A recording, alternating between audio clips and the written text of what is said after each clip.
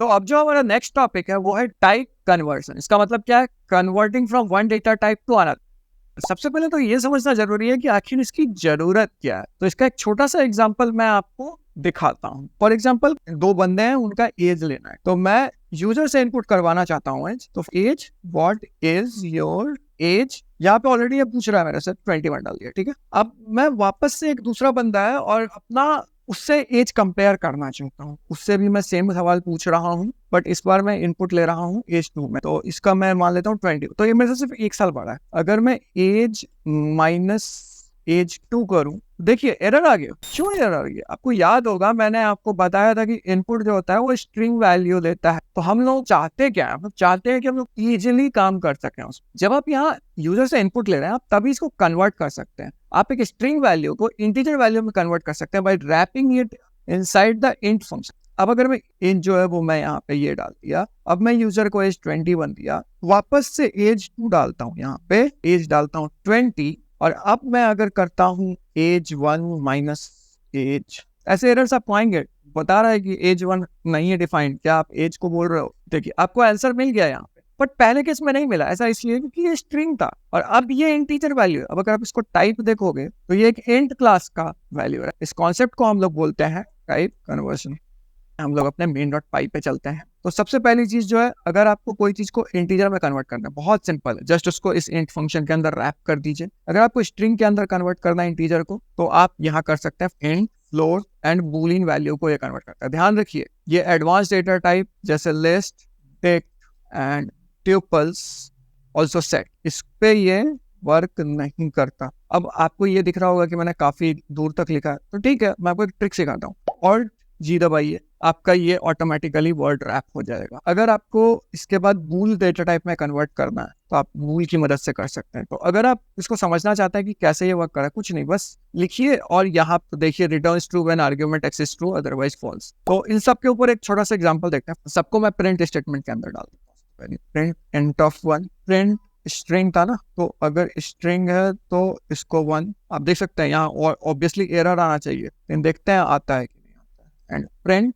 Bull of empty string. Bool जो होता है वो almost all data type works, but again advance data type में है। अब ये देखिए, आप देख सकते हैं 1 1, ऑब्वियसली यहाँ आउटपुट नहीं दिखा रहा, तो हम लोग क्या करेंगे, हम लोग जैसे इसको टाइप में कन्वर्ट करेंगे। तो आप देख रहे होंगे, आपको लग रहा होगा कितना कॉम्प्लेक्स कोड दिखा है, बट एक्चुअली मैं एक फंक्शन के अंदर दूसरे फंक्शन को रैप कर रहा हूँ और कुछ नहीं कर रहा। आप भी ये धीरे धीरे करके अगर करना शुरू कीजिएगा तो आपका भी हो जाएगा। इसको अगर मैं रन करूँ तो ये देखिए, आपको दिख रहा होगा कि यहाँ पे जो क्लास है वो क्या है, इंट, स्ट्रिंग एंड बूल। अगर हम कंपेयर करना चाहें तो पहले मेरा वैल्यू क्या था, स्ट्रिंग, लेकिन उसके बाद क्या हुआ, वो पास हुआ इंट फंक्शन के अंदर, और उसके बाद क्या हुआ, वो इंटीजर बन गया, और इसलिए टाइप फंक्शन ही है। तो अगर आपको ऐसा फंक्शन दिखे जहां मिक्स्ड सारी चीजें आ रही है, तो बहुत सिंपल है, कीजिए सबसे पहले पैरेंथेसिस के अंदर से शुरू कीजिए, उसके बाद देखिए कि नेक्स्ट चीज क्या हो रहा है। तो जो भी आउटपुट होगा इस वाला पूरा का, ये पूरा इनपुट बन जाएगा इस वाले के लिए, और इस पूरे वाले का जो आउटपुट होगा वो इस वाले के लिए इनपुट हो जाएगा। जैसा आपने फंक्शन कंपोजिशन का लॉजिक पढ़ा था, ये वही लॉजिक है, तो आप उसको अप्लाई कर सकते हैं। यहाँ देखिए, मैंने इंटीजर वैल्यू पुट किया था, लेकिन यहाँ पे स्ट्रिंग वैल्यू में हम लोग उसको कन्वर्ट कर दिया, और फिर उसके बाद उसका टाइप क्या हो गया, स्ट्रिंग, और फिर प्रिंट कर दिया हमने। तो अगर आपको ऐसा कोई दिक्कत हो रहा है तो मैं आपको एक सिंपल सा ट्रिक बता रहा हूँ। सबसे पहले एक वेरिएबल लीजिए, एक्स का वैल्यू तो एक्स ही रहने दीजिए, मतलब हम लोग सेम चीज में असाइन कर रहे हैं। अब हम लोग लिखेंगे int of x, xt is equal to type of x, और प्रिंट कर सकते हैं आप xt। तो अगर आप ये ट्रिक भी अपनाते हैं तो आपको आउटपुट वही चीज मिलेगा। अब हम लोग देखेंगे फ्लोट, फ्लोट 0.1 स्ट्रिंग के अंदर है, ध्यान रखिए ये स्ट्रिंग है, क्या ये वैल्यू फ्लोट में कन्वर्ट होगा? मैं यहाँ पे एक छोटा सा ट्रिक आपको सिखाता हूँ। अगर आपको मान लीजिए उस तरीके से रनर नहीं है आपके पास, तो आप क्या कर सकते हैं, आप लिख सकते हैं Python main dot I, line by line ये रन हो जाएगा, और आप देख सकते हैं इसका वैल्यू 0.1 आ चुका है। लेकिन अब अगर मैं इसका टाइप चेंज करूं तो देखिए क्या होगा, ये स्ट्रिंग था इनिशियली, अब देखिए इसका आउटपुट क्या आता है, फ्लोट कन्वर्ट हो गया फ्लोट में। सेम चीज अगर मैं इंटीजर के साथ करूं तो क्या होगा, और अगर अब मैं ये करूं तो देखिए तो क्या होता है, अगेन फ्लोट। मैंने शायद गौर नहीं किया होगा, मैं वापस से इस चीज को रन करके दिखाता हूँ।